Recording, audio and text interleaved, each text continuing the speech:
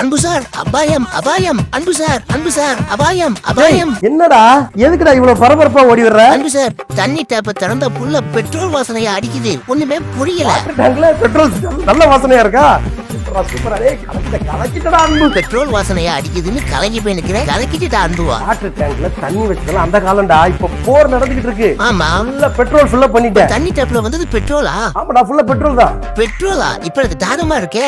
Water can எல்லாத்துலயும் petrol தான்டா. அங்க பாரு, இந்த சின்ன பாட்டில் வரைக்கும், ஐயோ ரொம்ப தூரத்துல இருக்குடா, அது வரைக்கும் இப்ப வந்து நான் ஃபுல்லா பெட்ரோல் ஃபில் பண்ணிட்டேன். யோ, எதுக்கியா எல்லாத்துலயும் பெட்ரோல் வாங்கி வைக்கிறீங்க?